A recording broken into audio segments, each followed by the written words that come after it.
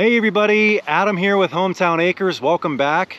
Today we're going to do a pond video based on popular demand, and I think it's actually kind of funny because I think the last video we did on the pond was about 3 months ago, and it wasn't a week or two after we did that pond update video that people were asking for another update on the pond.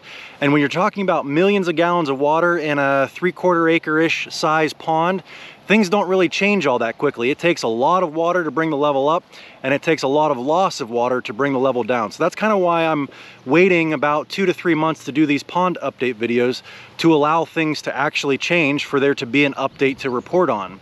With that said, I don't know if you can tell behind me, we've got some good news, but there's more bad news to go around than there is good news. We'll start with the good news.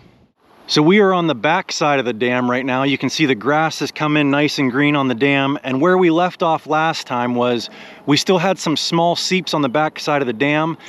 We put down a product called Dammit by a company named Shalex, and it is a polymer that you dump in the pond, and supposedly anywhere that you have seeps working your way through the dam, the product finds its way through the dam with the flow of the water that's coming through, and it expands up to 300 times its size and plugs any of those seeps. And so the good news is all of those spots that we had marked out here on the back side of the dam, they are all dry as a bone right now. It did take about 2 months for them to dry up, I think, just because from the time that you put that product in, there's still some residual water inside the dam that's working its way out. So you had to wait for all of that to work out before it officially, finally dried all up. But I think the dam is now all sealed up and we're good to go. So that is the good news. The bad news is that our water level is down significantly. If you guys remember, we did a video on Memorial Day weekend, and we were using this beach here, and there was water all the way up to here, and we were able to get in and swim and use the beach area. But if you've been following the news at all, you've seen that we are having a very unseasonably dry, hot summer. I did some research, and June is historically our wettest month, which might come as a surprise to some of you. You might think it's sometime in the spring because you've got all the snow melt and everything. But as far as actual precipitation goes, June is when we get our most rainfall. In the spring, that's all just snow melt. But you can see here, this is starting to look like Lake Mead right now. July is shortly followed after that. June, I think on a historical average, we get about 4.5 inches of rain, and July we get about 4 inches of rain. And I have a weather station that I got on Amazon. It tells me the indoor temperature, outdoor temperature, humidity, wind speed, wind direction, rainfall, all of that stuff. And over the course of June and July, we've only gotten about 4 inches of rain total, which on a normal summer we would have gotten about 9.5 inches of rain. So we are less than half, and you can see the little amount of rain that we are getting is not enough to keep up with evaporation. So as we walk around the side of the pond here, this is where our spring head comes in. The other problem is that our spring that we have feeding this is a dry spring. If you remember from the spring update video on the pond, we were getting about 10 gallons a minute out of this spring head, and it is still running even though it's been extremely dry. But you can see, I bet we'd be lucky to be getting half a gallon a minute right now. So no rain, our spring has really dried up quite a bit, and we're just losing a ton to evaporation. Now, I've been talking to a couple other YouTube buddies that have ponds.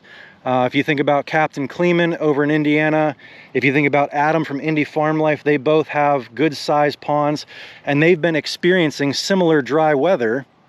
And they said that their ponds are only down about 1 foot to 1.5 feet, and we're down probably close to 4 feet, maybe 3, somewhere between 3 and 4 feet.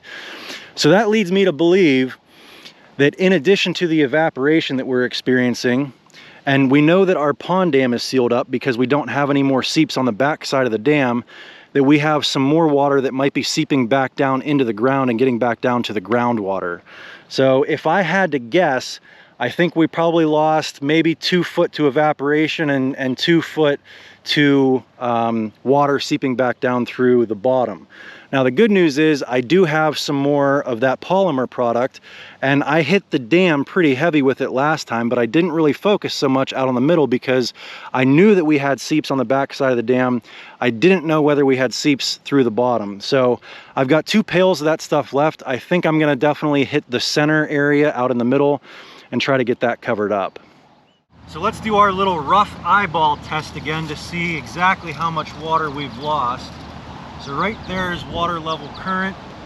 And if I sit down here and try to eyeball where the water level was, well, you know what? I'm thinking we're probably only down about 3 feet. I don't think we're quite down 4 feet yet. So it's not as bad as I thought. So another possible explanation for why our pond might be dropping faster than our friends over in Indiana is the size of the pond and the amount of water that was in those ponds before this dry weather hit. If you think about a puddle in a parking lot, it's going to dry a lot faster than a pond or even a big water reservoir like Lake Mead. I think the water level in Lake Mead has been slowly dropping for the last 20 or 30 years.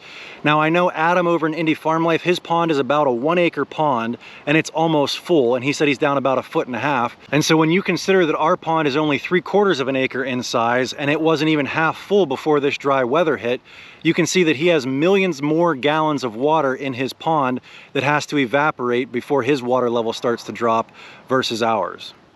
So with all that said, I think I can give my final review on that Dammit product by Shalex now, and I would highly recommend it. Even though our water level is down, it's not because of the seeps in the dam. That product is only designed to keep water from flowing through your dam. It can't do anything to fight off evaporation or if you have a lack of water coming into the pond. So I had 3 problems before, and now I only have 2, evaporation and not enough water coming into the pond. So if the water level in your pond is dropping and it's not due to evaporation or not enough water, it's because you have water seeping through your dam, I definitely think you should give Dammit a try. It has solved that problem for us. And full disclosure, they did not sponsor us or anything like that. We paid full price for our buckets of Dammit.